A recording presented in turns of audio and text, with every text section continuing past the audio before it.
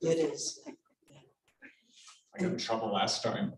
And I'll say I was on a panel many years ago, 20 years ago or something, long time, when Lara was hosting, and the brilliance of her knowledge of literature made me ask her to be here tonight. So I first of all want to thank you. Oh, well, thank you. Thank you. This is a scary brain. Very, very smart. I did. So I've been nervous about getting No, upstaged. it'll be very good. I'm going to put you both on camera right now because we're already live on YouTube. I did. My friend Nancy Chislett had a book called Bombing the Moon that just came out. So we did that. When was that, John? A couple of weeks ago. Time has no meaning anymore. I was showing off some of the other books because, we're all so isolated and it feels like, we promote one book, but we have a store full of them. Yeah. I don't want any books to feel left out. I It's won really- one last time. That was the one, our premier a few back, Gary Feldman, wrote a book called Living in Turbulent Times. It's the name of the book, which to me is kind of like an arsonist writing a book called Living in a Time of Unexplained House Fires.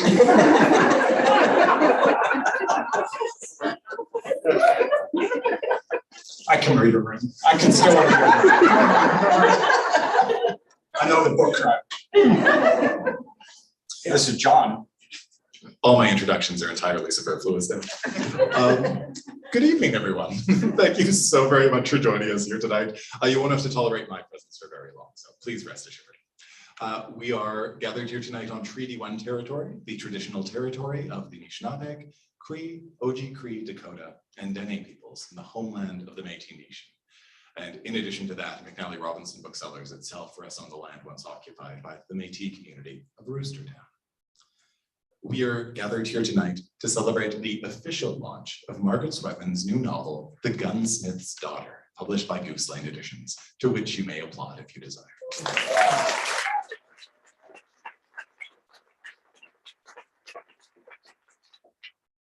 This evening obviously features both a reading and a conversation hosted by our wonderful friend, Lara Rae, who I will be saying many nice things about in just a moment. But before I do, I have some officious housekeeping notes to review. So the first is, while you're in the space, we just ask that you please do remain masked. Once you move beyond those walls, masking will be recommended, but not enforced. However, we do recommend it. So there is that to keep in mind. That is when the signing will take place after the event. And I'll have some thrilling housekeeping notes about how the book signing will go, but those will come at the end. So be prepared. After the reading and the conversation, there'll be a time for all of you to ask questions. That pertains to everybody gathered here, but also pertains to everybody watching live on YouTube right now. So if you're watching on YouTube, please feel free to write any questions you might have into the chat, and we'll be sure to put them to Margaret as time permits. If you are gathered here, as we still don't believe it's entirely wise to pass along a microphone for everybody to kiss, essentially, with their lips, what I will ask you to do is just relay the question to me, and then I will attempt to do justice to your inquiry into the microphone, repeating it in here for the benefit of all those watching at home now or in the future. As I will not be able to do justice to your eloquence, I would ask that you keep your questions relatively succinct and keep them as a question, because rest assured you will have an ample opportunity following the event to say very nice things to Margaret about her brilliant new book when you get to the signing table. That's essentially it from me, but now I have the pleasure of introducing both this book and tonight's featured guests. Psychologically and politically astute and gorgeously written, Sweatman's The Gunsmith's Daughter is both a coming-of-age story and an allegorical novel about Canada-US relations set in 1971 during the Vietnam War. Margaret Sweatman is a playwright, performer, and the author of 6 novels, including tonight's book. Her novels have won the Writers' Trust Fiction Prize, the Carol Shields Winnipeg Book Award, the Margaret Lawrence Award for Fiction, the McNally Robinson Book of the Year, and the Sunburst Award for Excellence in Canadian Literature at the Fantastic. She lives in Winnipeg. Your host, Lara Rae, is an award-winning television and radio writer and producer, comedian, and host. She was the creator of the CBC radio series Monsoon House with Russell Peters, a developer of the international hit series The Lost on the Prairie, and is the co-founder of the Winnipeg Comedy Festival. We always feel particularly special when we get to force Lara behind a microphone to host an event. So please join me in welcoming her and welcoming Margaret Sweatman.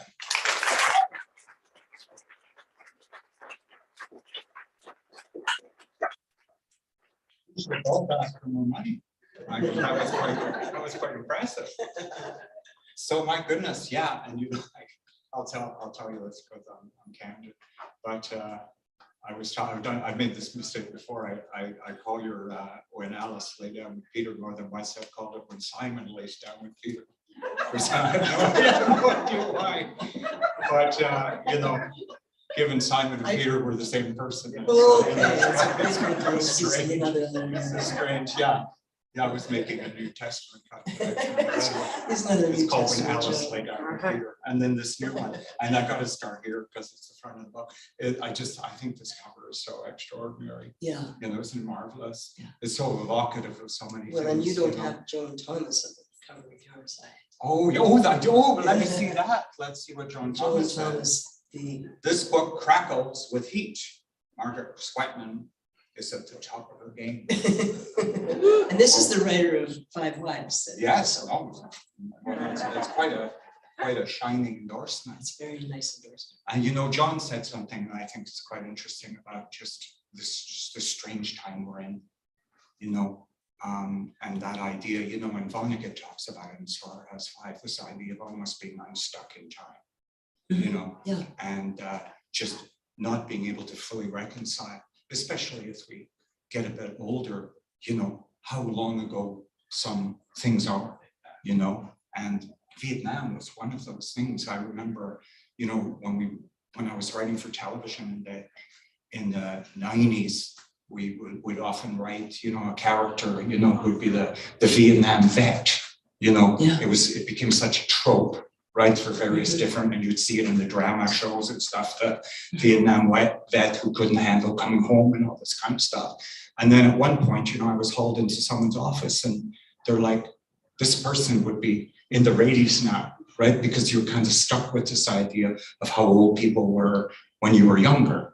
And when I was younger, people coming back from Vietnam, you know, were like my father, younger generation, you know, and now, you know, like the Second World War, we're losing them, and we're losing these stories. And then also, you know, being unstuck in China, we're mired in yet another international conflict. You know? Yeah, but I think maybe the cyclical, like, I think things are further derailed, but the start of the war that we're seeing now, it was really in the early 60s when they lied their way into Vietnam, and that really was the beginning of where we are now. I feel like that the was so-called police action. yes, as it was called at the and time. lying.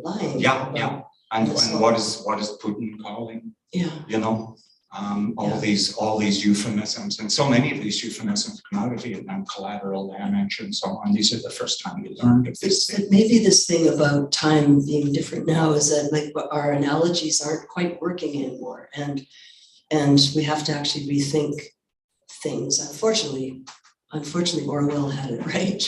Oh, absolutely. Yeah. And then we had this period, you know, that when I came of age where there was a reckoning, and I guess that happens in any society, you know, you need a little bit of time to confront, you know, the past. And so, you know, in my formative years and as a cinema buff, you know, I grew up with, you know, Saigon, shit, still in Saigon, you know, and all this, you know. Yeah. He was a good man. He was, you know, all the apocalypse now and all these various things that connected us to that conflict, you know. And I mean, I remember when I was in grade 6 and we moved to Canada, we were in 1972.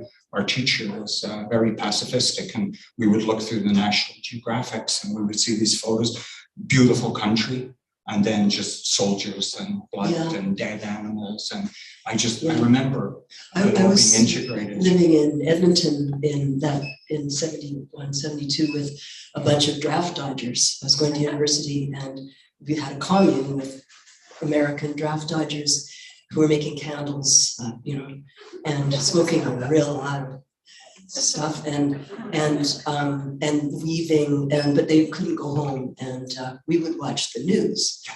and it was a time of intense cynicism and tough disappointment. They lost their homes. An incredible polarization that we see today in the Yeah, United States between two generations. Yeah. You know, I remember that famous All in the Family episode where Archie, the guy, comes over and I think he's like a draft dodger, and he refuses to eat with him, you know, and I remember that, you know, and as a comedian, I went on the road with people that were in Vietnam, you know. I went on the road with a guy who, his name was ironically Gary Larson, you know, like The Far Side. And he was one of the guys that came back with heroin, you know, and put himself through school selling heroin that he'd gotten in Vietnam and brought back, you know. And also, though, my tuition in getting a BA was really cheap, partly because Canada was so rich from Vietnam, where we sold a lot of nickel. And this is, you know, it was really good for our economy. And this is one of the things, obviously, that you confront in the book. And so tell us about that. Tell us about the gunsmith and then the daughter and how this allies people that live, you know, in our community, how they were connected to that conflict. And I mean, the gunsmith is American and he's from Lansing, Michigan, and then he sweeps up to Canada. And I talked to Angus Reid early when I was writing this book because I wanted to know what a sociologist was in the 60s, and he was able to guide me about. They had at U of M. They had American scholars because there were no Canadian scholars, and so I imagined this guy Cal Welsh coming up with one of the only, you couldn't get a doctorate in Canada at that time. So he was hired, I imagine Cal being hired at U of M. And then University of Michigan sent a bunch of scholars over to Vietnam as advisors for this police operation in the 60s. And so Cal goes and he gets injured in I won't even tell you why. And that's part of the big plot. And then he comes home and he's wrecked. And so he moves his family, he's married to a Canadian young woman, and he moves them out to the boonies to the Winnipeg River, and their closest place is Naki.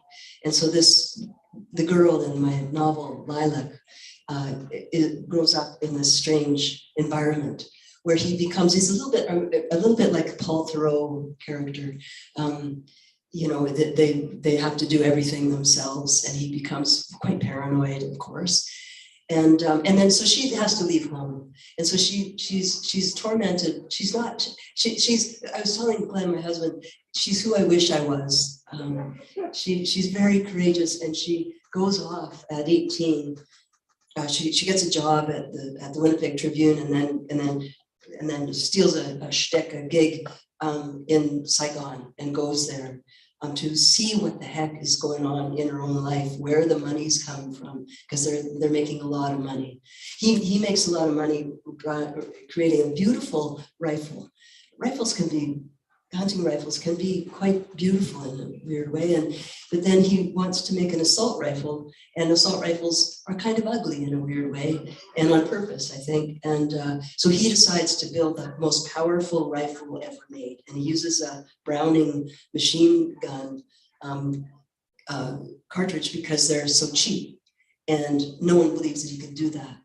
I've modeled it on a gun that was created in the 80s by Ronnie Barrett, and he made lots of money, and everyone said he was crazy because you'd think with that you'd blow someone's shoulder off, but he made it.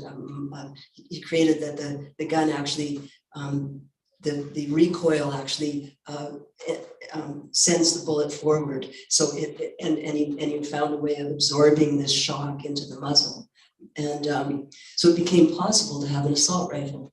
And so these kinds of rifles became, the Cal Welsh's rifle, I'm imagining, became really profitable in small wars where we could no longer have super wars. And we would have these small wars. So then he goes and he makes a fortune in Central America. We all know what happened there because we're all Benali, we know everything. And so he really saw the future, that there wouldn't be nuclear war, that we would have assault rifle and sniper wars, and wars where you can kill somebody from 2 miles away. You can shoot them. And so that's the trajectory that Lilac has to sort of track down. She wants to go and prove herself as a writer. And she kind of torments me because she has courage and she writes about real stuff, and I just stay home and hide and look at YouTube. Well, you're right.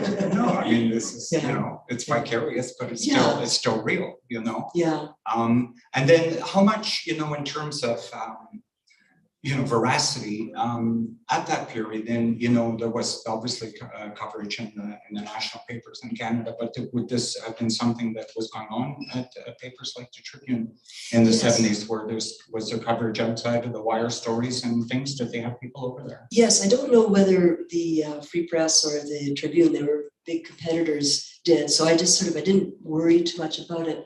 They had, Lilac was inspired by women who were writing for the Washington Post. Right. And they were in their 20s, Australian and American young women, early 20s. And they went off and they had a ball and they came home wrecked. And they had a very good time getting wrecked and getting old real fast. And they would have been inspired by, the women of the previous generation. Yes, like Gilmer, and Lee Miller and people like that. Yeah. And then, it was interesting just from a feminist standpoint, the idea, reminded me of, in Sylvia Plath, where, they start on the women's page, right? There's still this idea of the women's page and the need to kind of prove yourself, still. And then this is a through line in the book as well, this idea of needing to kind of prove oneself. Yeah. So maybe share a little bit about that, this kind of person that comes into the unit and he's ready to go over there. Yeah. And why, Although, Lilac is supported, like her dad educates her. She's educated by him, really truly educated by him. And then she's also helped by this guy in the part that I'll read, and maybe I should read in a minute. You'll meet a guy named Bull and briefly another man named Larry Donovan. And Bull is, her dad becomes PSYOP, psychological operations. No writer could resist psychological operations. And so his PSYOP's friend, Bull, I imagined him, I don't know, he just dropped in on my mind. He's a giant with peroxide hair and a purple bandana and a turquoise ring, and he wears fabulous clothes. And he's very white, very, very white, but he's all scarred from a bomb blowing up in his face, a grenade. And Bull is a very good friend to Lilac, and but he talks like a black man. He talks like Muhammad Ali, and Lilac thinks he's kidding at first, but he just adopted this accent. And also she's helped by Larry Donovan, who is a Pulitzer Prize winning photojournalist. So in a way, the feminism, these men do what her dad, they father her the way her dad wasn't able to.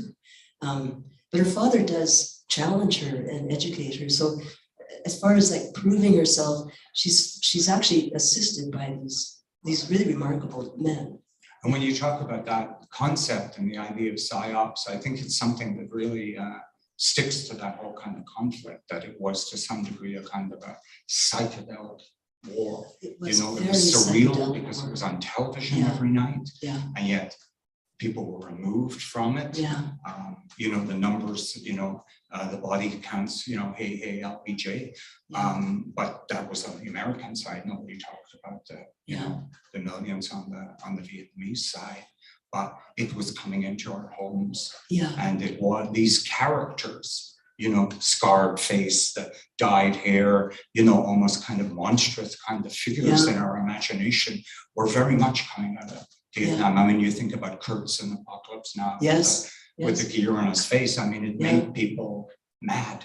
It was a mad war in almost a kind of a Lewis Carroll kind of way, an upside down world, a world where there were weird alliances on both sides, people selling arms and trading them for drugs, much like in Chechnya. And so a lot of people were very confused when they got there because what they were told by their government and what actually they were And a lot of expected them were to do. drafted too, eh? And yeah, and the poorest and the Yeah. most vulnerable, as usually happens, you know. I mean, if you want to read a great book about Vietnam, though, Philip Caputo's Rumor of War is a masterpiece, and he was he joined up and then experiences it, and it's a very, very literary and literate book, eloquent, beautiful, beautiful book, and it's journalism. It's his memoir, Rumor of War. It's one of my very favorite books. Like your carriage.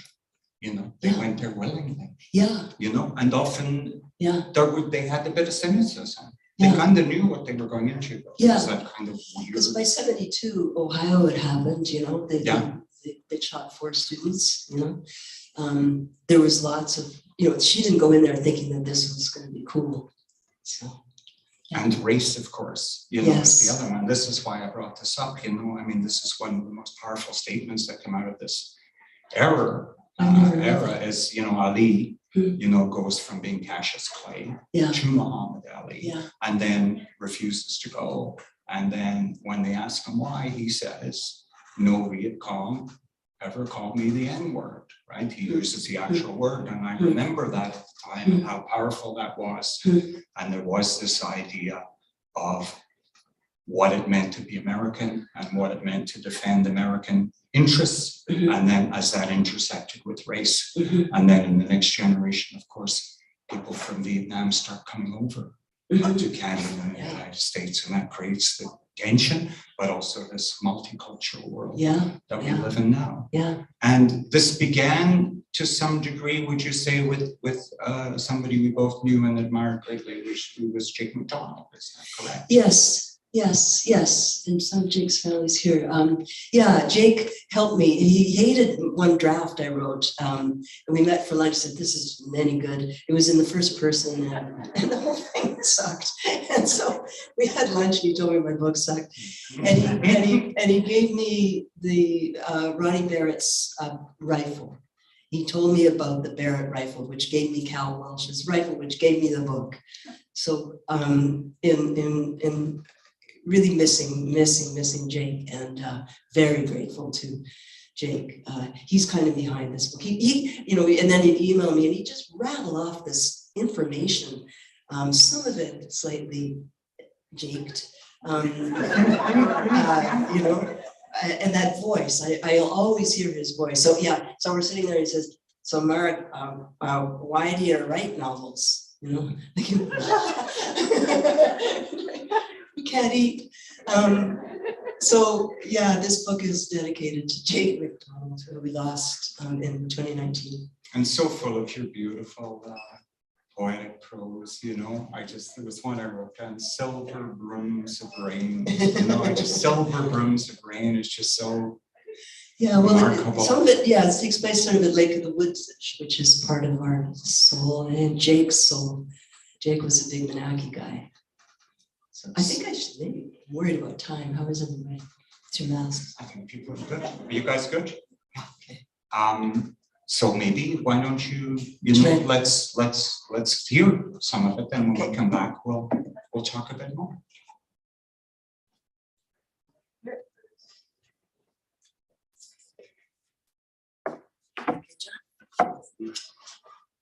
Test. So I'm going to read a part from later in the book, part 2.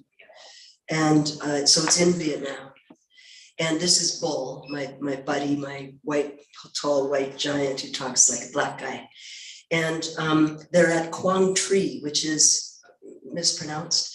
It's near the demilitarized zone. So it's extremely dangerous. And picture this, the VCs are about to attack. And in this historical battle in Quang Tri, they did lose, and a lot of civilians were murdered. But this is the beginning of this attack at Quang Tri.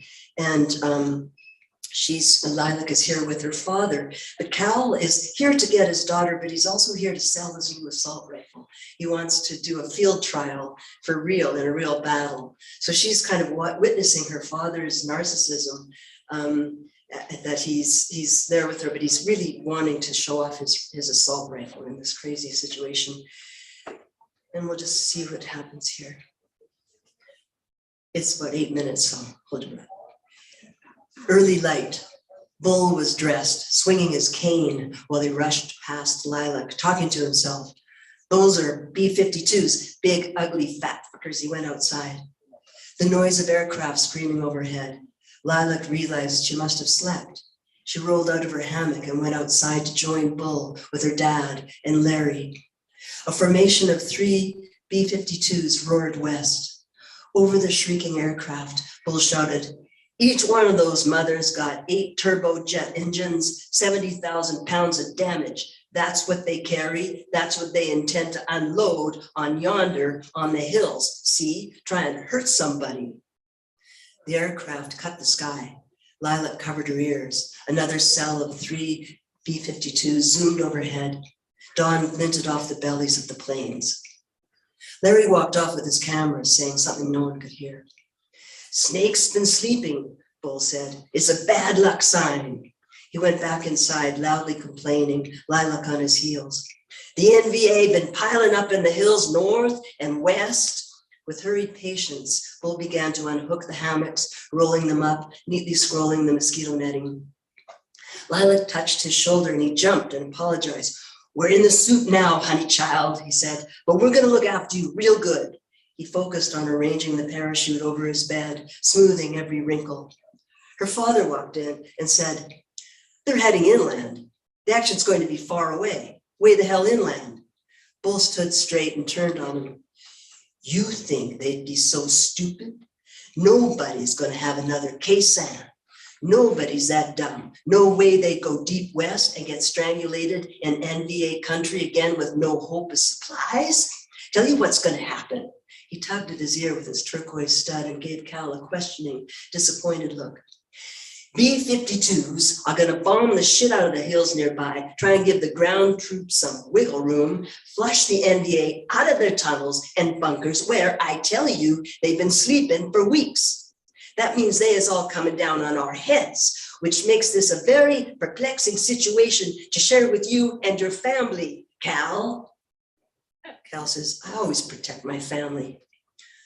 Bull took a deep breath, trying to calm himself. "In an hour, we're going to hear the helicopter squad slapping overhead. They'll aim to land the ground troops behind the enemy, squeezing from behind, see? So where does that push them? If all goes correctly, the NVA comes straight into our loving arms."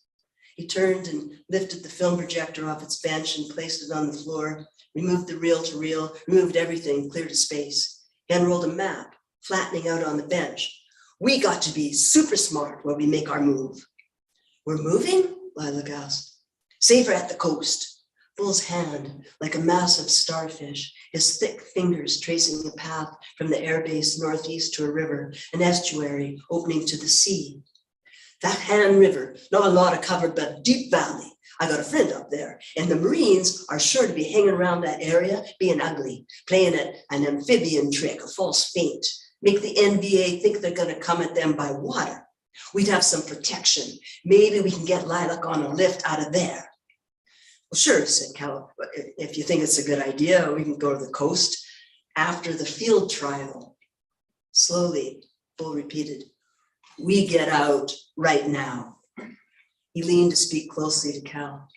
"I can't get her on an airlift from the base today. Nobody's going to want to be in the sky in a shitstorm. We got to make a move on our own cognition. This ain't no place for civilian personnel. I never should let you come, especially with your little darling." Lilac studied the map, a river draining east toward the ocean, an escape route. Her father said, "Slow down. Tell me why you think it's safer to be on the move now than it is to stay on the base." Bull moved methodically to pull the radio transceiver down from an upper shelf and hand it to Lilac. "Hold that, will you?" She nearly dropped it. It was so heavy. Edgily, he asked, "Cal, you want proof? He pushed the map aside, then retrieved the transceiver from her, setting it up on the bench. I'll give you proof. He fooled with the dials till there was static, broad interference. Can't get diddly fuck out of this thing sometimes, fiddling with the radio till it suddenly blatted earth, wind, and fire funk transmitted from a supply ship off the coast, an R&B tune called Yeah. Then veering up into a whistle, and finally into what Bull was seeking, a hijacked frequency from the mountains where the NVA were holed up, according to Bull, stockpiling captured American 105 millimeter guns along with Soviet 130 millimeters, 122 millimeter mortars and rockets and anti-aircraft weapons, planning to attack Quang Tri. As the signal came in more clearly, Lila could hear a voice, Vietnamese, but different from the liquid language she loved. She asked, why does that sound different? North, Bull explained. North got an uglified accent. A harsh tongue, less sensual, less melodic. Lilac was afraid. The voice was utterly confident, implacable, authoritarian. This was the enemy. Lilac looked at Bull. Do you speak Vietnamese? Been here a long time, Zorbsam. Why, she asked, why have you stayed? He answered her so gently, she knew it wasn't the whole truth. I just want to see how the story turns out. Cal nodded toward the radio. What's he going on about? Coordinates, numbers, it'll be codified, could be false. False info. False info, Cal repeated. Yeah, an info game. Bull's anger toward him relented a little. Like we used to play. Let's try it, said Cal. Ain't no game. It is if you play it. Come on, talk to him. Bull smiled a little. Won't. No game. You're one crazy dude sometimes. Ain't a PSYOPs advisor war, Cal. Ain't been for a long time. You know that. Lilac found it painful to see her dad shrink. Bitterly, he said, I didn't do anything back in the day except draw goddamn useless cartoons of buck-toothed Viet Cong. Oh, you did more than that, said Bull to Lilac. We made movies, soundtracks. Remember, we made some crazy shit happen. Then to Cal, remember the baby? Lilac had asked, what baby? Cal and me, we made tape recordings of a little baby, belonged to a girl where we was stationed. Oh, that baby never stopped crying. We looped the sound of the baby bawling, see? And we added some wicked reverb, even did some subliminal tricks, right, Cal? We got this bass line down real low, where you could hardly hear it. Boom-da-doo, boom-da-doo. Eerie as all hell. Then we run it through a badass amp and gear it up to 12, so there's distortion. Scariest sound you ever heard. Lilac asked why they do that. Well, we give the tape and the amp to the pilots, and they play it loud. I mean, loud, when they fly over the trees where they know the VC is hiding. Then we litter the air with our pamphlets. All we have to say in our letter is, we have your baby. He laughed. We have your baby. Cal wrote that part. Cal began to cheer up a little. The North Vietnamese voice went on with its litany of numbers, while over the implacable directives, Bull chanted, boom, boom, we have your baby.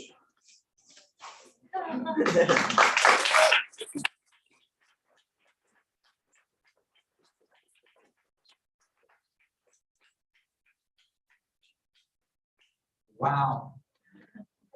So now you went I went. to Ho Chi Minh City Yes. in 2015, is that right? Yes. Yeah. So tell me about that. Was that the first time you had been there, and Yes. and you were going for the express purpose of? Yes, and I went with one of the McDonald clan, Mary Jane Bennett, and I had designed it around the research that I needed, and it's a bit like I remember with my first child, Bailey, we had the crib there, and I kept going to the crib to see if the baby was there before I had her.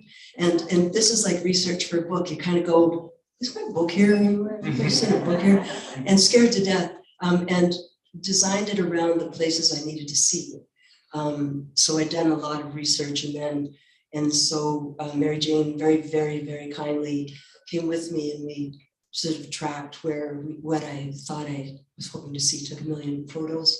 you're doing research like that, you know, there's some writers here, you know, you kind of land the fish and then try and see what you're going to do with it. And yeah, it was fabulous. Yeah. You know, I mean, one of the things that Landsman does in Claude Landsman in Shoah, you know, that's so powerful is that they return to the scenes, you know, of the crimes, right, in the present day. Yes. You know, and it's always disconcerting that, you know, those railway stations are still there, Dachau and Buchenwald and so on. How was it in terms of that? Like, are you going into places that look like they would have during that period, or is there a great deal of build up and well, stuff?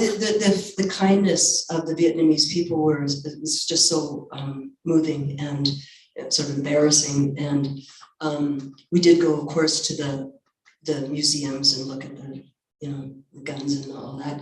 And one woman was telling us about how she lost her family. But with great kindness and tolerance. And when you see the jungle zone, like traveling by bus and looking at these canals and thinking of the amazing arrogance of to think that they could ever have conquered that country, like it's just bizarre. And it kind of chutzpah, like I guess you almost admire them if you didn't hate them. It's very, very, it was eerie. And also I found a book of Viet Cong art that's in the back of the book. It's by Buchanan, I think her name was, edited it. And I spoke to her and went to the gallery, which I couldn't find.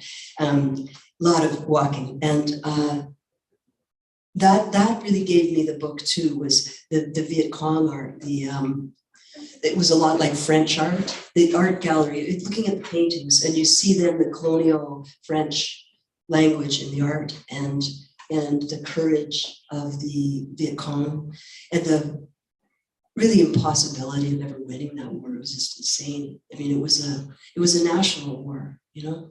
It was a war of liberation. So it didn't make any sense. And I mean, this is an interesting part of it, of course, is, you know, that Japan, of course, in the Second World War, lost the war. And, you know, Vietnam, you know, basically won the war. And yet, when you go there and you think about the war, you really don't think about it in that kind of a context. You don't even think about it as what was the great fear, you know, this great communist success story. Exactly. Right? The communist aspect of Vietnam has almost been forgotten, you know, to some degree. Not by the people you know, there. in terms of the domino theory and all these things that were so necessary, you know, for the US government at the time. Well, unfortunately, the war made the communism that did come forward and take over the South was much more brutal than it would have been if there hadn't been the war. You know, it would have been, I think, a national movement and people would have thrived. I don't think it would have been this crazy. What did happen was really ugly. So it's really unfortunate that they forced this hypertension on the country. It didn't have to be that way. And of course, this terrible encroachment into other countries, you know, the spillover, you know, into Laos and Cambodia and so on. And, you know, this is obviously the fear right now in Ukraine, you know, is, you know, that countries have borders. And sometimes when a war takes place, those borders are kind of ignored, you know. I think one of the things, you know, I'm really wary of us thinking that history repeats itself. But I think one of the chronic things is that the military really like war and they make a lot of money. People make a lot of money on weapons, and it's so and when they're afraid of peace because they might not make as much money. So I think there is, I know that sounds like paranoid, but I do feel that the more I researched and found actual designs to keep that war hot. Yeah, and I mean, this is, of course, as you well know, this is the engine of the Second Amendment. It's not, you know, the Smith and Wessons that somebody owns in Florida. It's the international arms trade. Yeah. And how the inability to buy a certain weapon in the United States might translate into gun manufacturers not being able to sell it in other countries. Yes. And so that they can abet the many conflicts that exist in the world. Which led to Central America. And yes, and Or what's all going that on in lovely stuff. Saudi Glad you came. Arabia. It's quite a cancerous imperialistic kind of spread It's a bummer. that has happened. Yeah. But what about this idea though of, because, it is in the title, the titular character, the gunsmith's daughter. How about this part of it? Because it's set in Manitoba, and that's where we begin and launch from. What about guns? Was that something in your life before this book? My brother Win is here, and we would go with the family, and I would trail after them with guns, but we would hunt. Yeah. I never fired a gun. And so it was pretty weird. I kept thinking, how if you look at a pair of boots, you're gonna have a lot of boot ads on your Facebook. I kept thinking, why don't I have a lot of gun stuff on my Facebook? I was relieved. It's nice.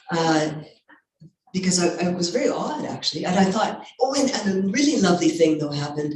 An NRA, a National Rifle Association magazine, came to our house by accident as I was researching this mother. And so of course, and it was the house a few streets down, and I didn't, no way. And it gave me the culture. It was an unbelievable blessing. It's insane, yeah. Crazy.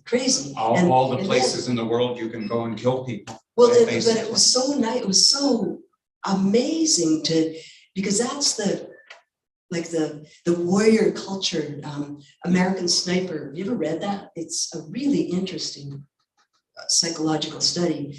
And this NRA magazine is just like the worship of the gun and the worship of the Second Amendment and freedom, which is what we're hearing now. Patriots sound familiar.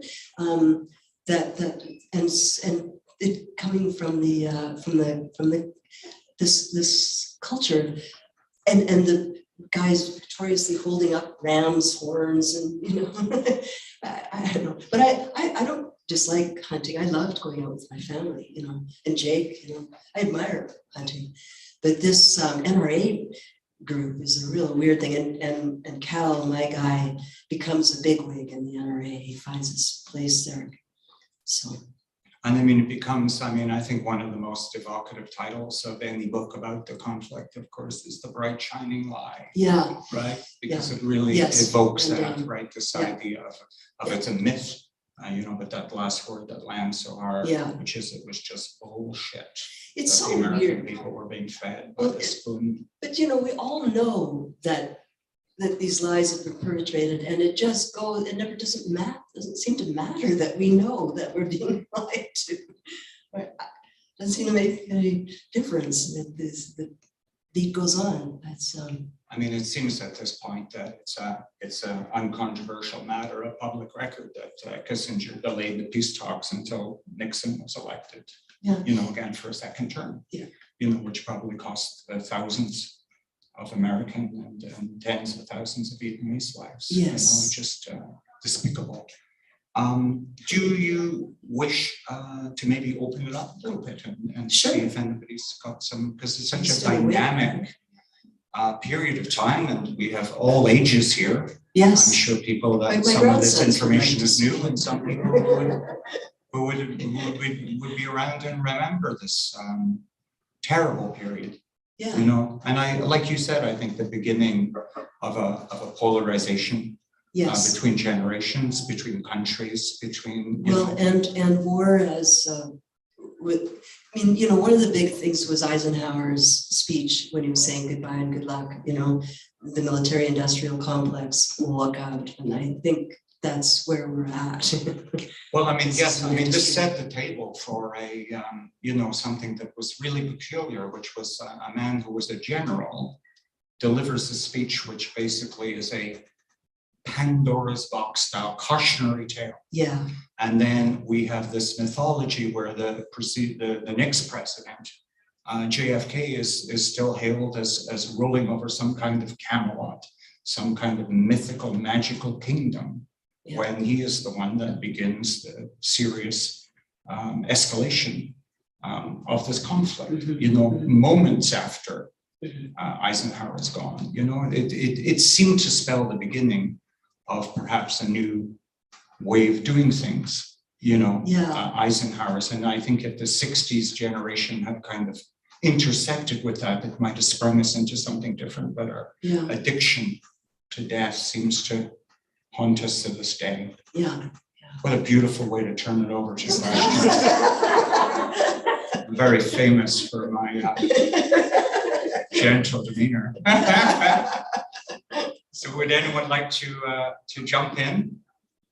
Any questions or curiosities about this marvelous subject and how it connects to our country, as well as the Americans?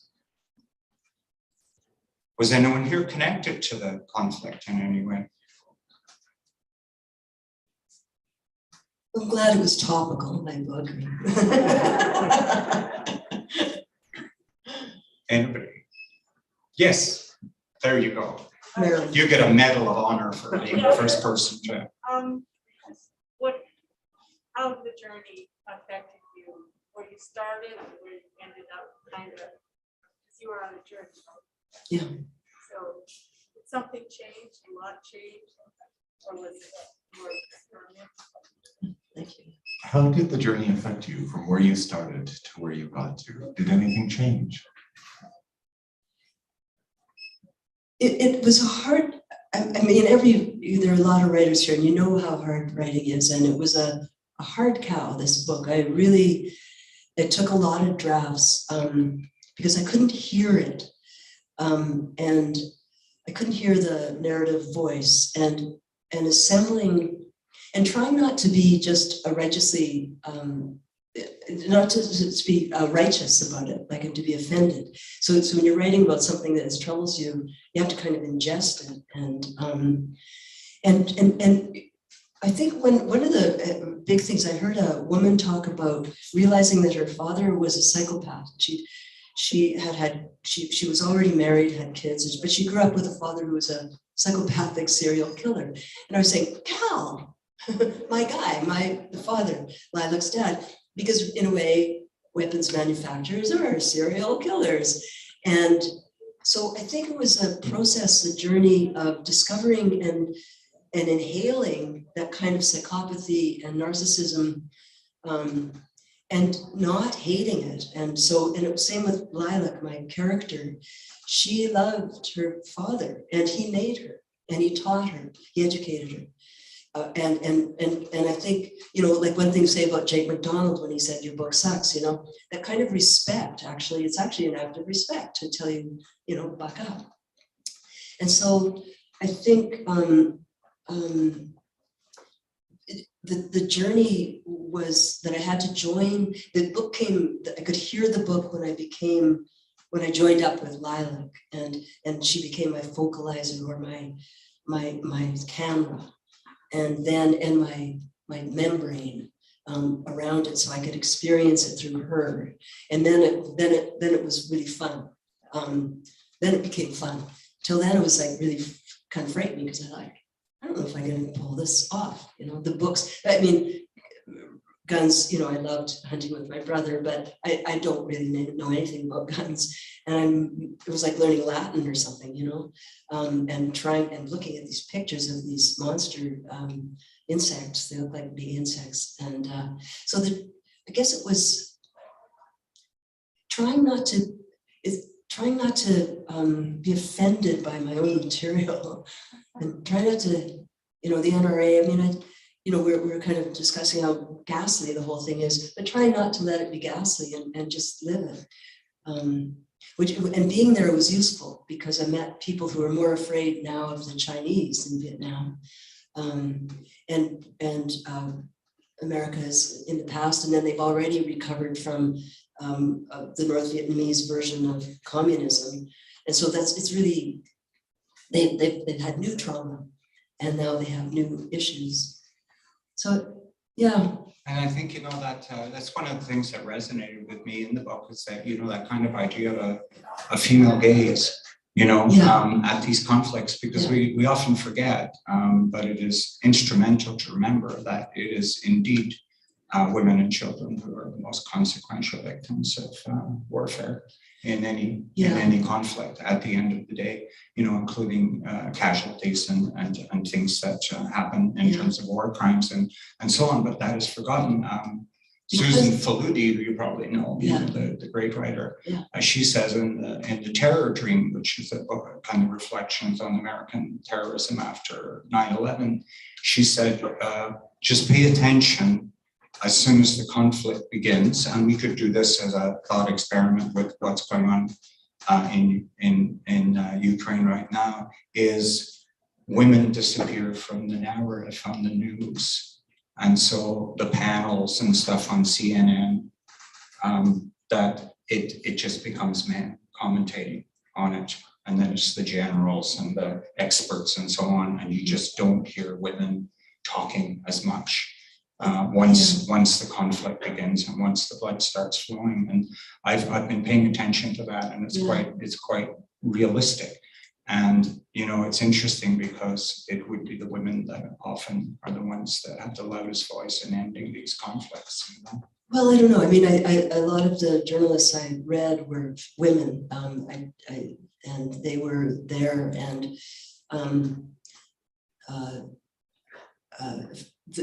actually, most of the writers of course, we all read the dispatches and the famous Vietnamese journalists that were all gung-ho, dope smoking, hard, cowboys. But a lot of the journalism I read was from women.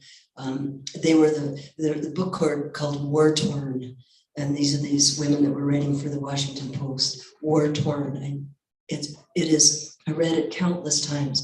And these were young women who were there, and they're getting malaria, and they're excited, and they're kind of horrified at how excited they are, and they're discovering that they're very brave. They would go into Phnom Penh.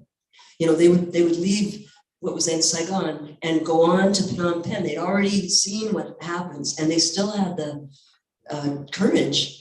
So I didn't feel, and also there were a lot of orphanages and nuns because of the, being a French colony, there was a big Catholic population in South Vietnam. And so there were a lot of nuns who were saving babies. So it actually felt like quite a female story.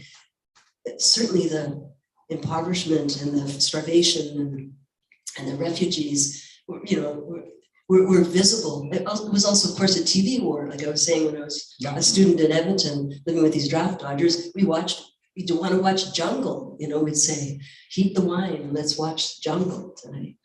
And with great sadness, they were trying to stay cool, but it was a visual. It was war on TV. We were all able to see. So I think that also kind of feminized it, because it's domestic. They're torching the, you've all seen the big lighters on the homes, and it's the old women that are trying to save their husbands and so on. So and yet we still, it's interesting, we still talk and communicate to each other, as cultures, and you brought up, of course, that, this began with the French, and it was called Indochine at that time. The Americans kind of inherited it to some degree.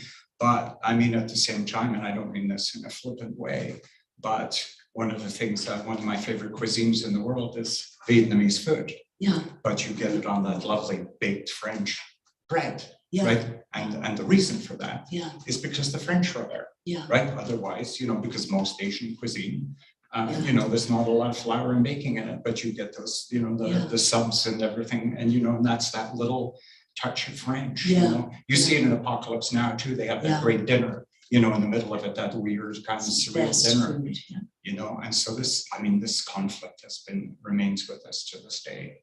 We were supposed to ask you guys. Did you have another question, John? Everyone online is. Oh, for the internet, when the internet talks, I get excited. But we do, I believe we have a question in the front row, and this will be our final question because we're just at the top of the hour. So, Oh my goodness.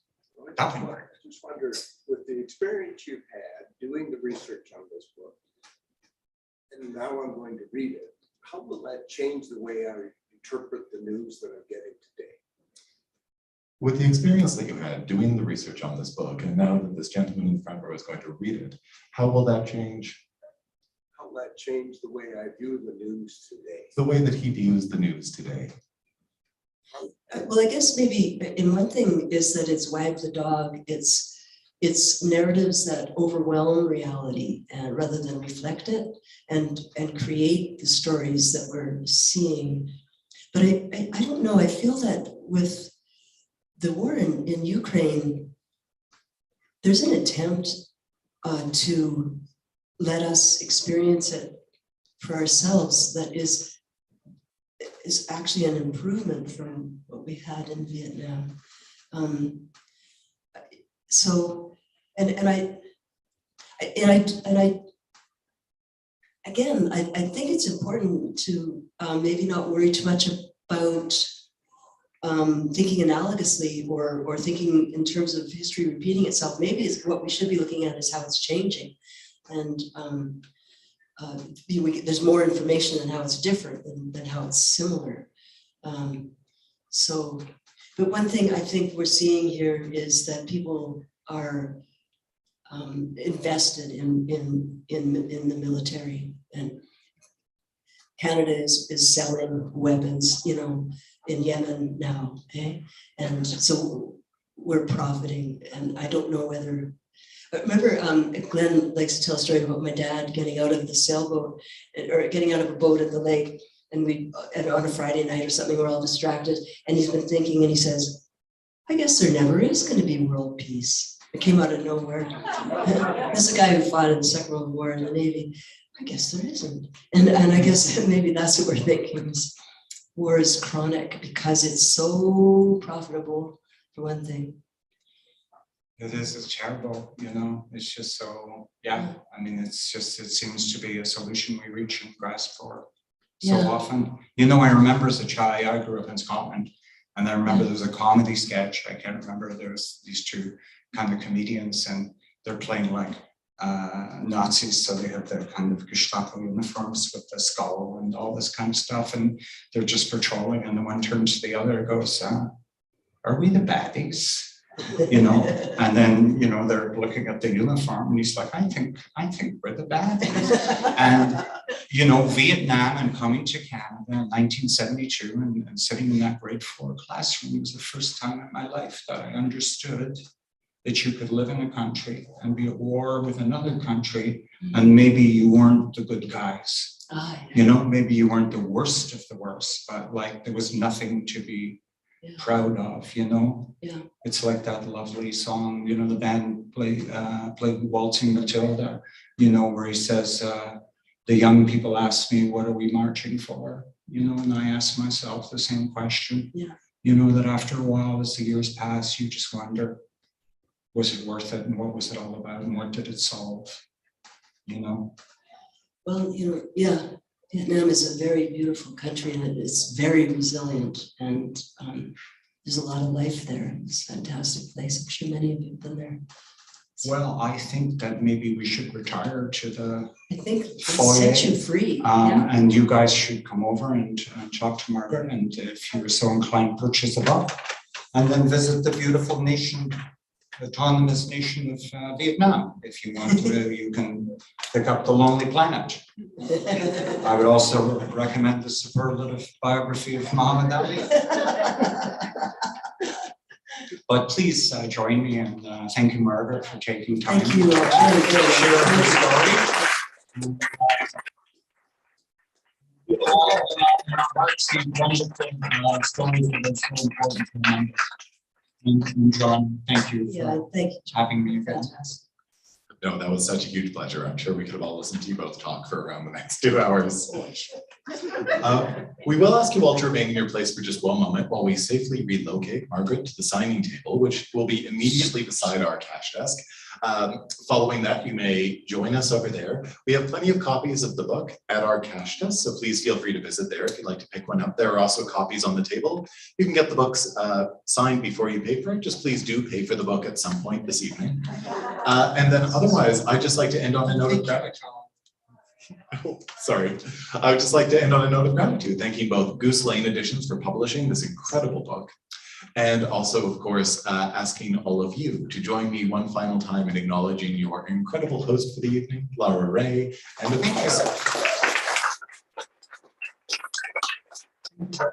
Well, I have one final question. of course, As one of the booksellers.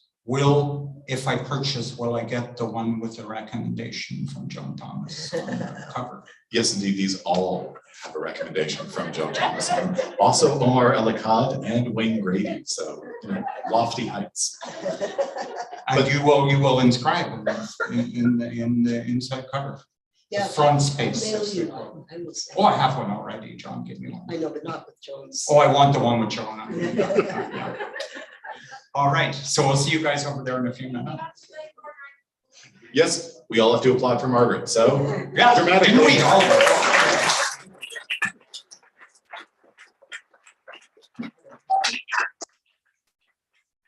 And thank you all so very much for joining us. If you do want to revisit the launch at all, the video will remain live on YouTube also. Thank you again.